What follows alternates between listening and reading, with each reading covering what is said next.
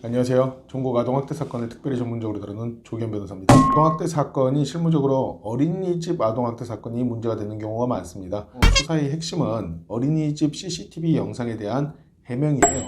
아동학대 사건이 터지게 되면 경찰은 CCTV를 가져가게 됩니다. CCTV 영상을 살펴보고 그 영상에 나와 있는 행위들을 보고 이것이 어떤 의미냐, 왜 그랬냐를 피의자인 보육교사나 참고인 또는 피의자인 원장님한테 물어보게 되죠.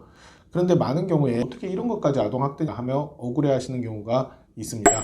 아이한테 어떤 물리적인 힘을 행사를 하면은 일단 아동학대로 볼 여지가 있다라는 게 기본적인 수사 실무예요. 아이가 뛰어갈 때 딱 잡아당겼어요.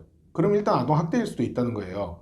그런데 그것이 아이를 괴롭히기 위한 목적으로 잡아당겼냐, 아니면 아이가 위험한 상황에 처할 것 같아서 방어하기 위해서 잡아당겼냐에 따라서 달라질 수 있다는 거예요.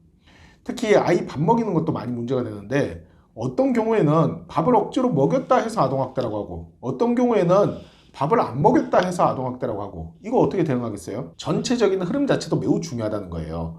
전체적인 흐름 내에서 그 영상에 나와 있는 피의자가 아이에 대해서 사랑을 보이는 영상과 흐름이 보인다라면은, 지금 아이한테 조금 밥을 억지로 권한다 하더라도 이것이 올바른 보육이나 사랑의 표현으로 인정될 수 있는 반면에, 만약에 전체적인 영상 자체가 아이에 대해서 미워하는 영상이 보인다라면 밥을 먹이려고 숟가락으로 얼굴을 한 대 두드린 것만으로도 아동학대가 인정될 수도 있다라는 겁니다.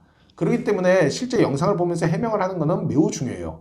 그런데 선생님들이 피의자로 조사를 받게 되면은 일단 피의자라는 신분상 본능적으로 방어적이 될 수밖에 없기 때문에 앞뒤 정황이라든지 이 영상의 정도에서 도저히 이것은 아동학대를 부인할 수 없는 영상인데도 억지로 무죄 주장을 하면은 오히려 괘씸해 보일 수도 있는 거예요. 물론 반대의 경우도 있겠죠. 충분히 해명할 수 있는 상황인데 긴장하고 얼어가지고 맞습니다, 아동학대로 볼 수 있네요 하고 자백을 엉뚱하게 해버리는 경우도 있을 수 있다는 거예요. 그렇기 때문에 아동학대 사건 조사 받을 때 CCTV 영상은 반드시 아동학대 사건을 많이 다뤄봐서 숙달된 변호사와 함께 보는 게 필요합니다. 그래야지 억울하게 유죄를 인정한다든지 혹은 도저히 무죄 주장을 할 수 없는 사안에서 괜히 무죄 주장을 했다 괘씸해 보인다든지 이런 일이 생기지 않을 수 있어요. 앞뒤 정황 그리고 그 영상에 대한 올바른 해명에 따라서 사건이 처벌 수위가 매우 커질 수도 있고 처벌받을 뻔했던 사건이 무혐의나 무죄로 끝날 수도 있는 겁니다. 중요한 것은 영상 한 장면 한 장면 그 자체보다 그 영상에 대한 올바른 해명입니다. 그래서 아동학대 혐의를 벗어날 수도 있는 거죠. 조기현 변호사였습니다.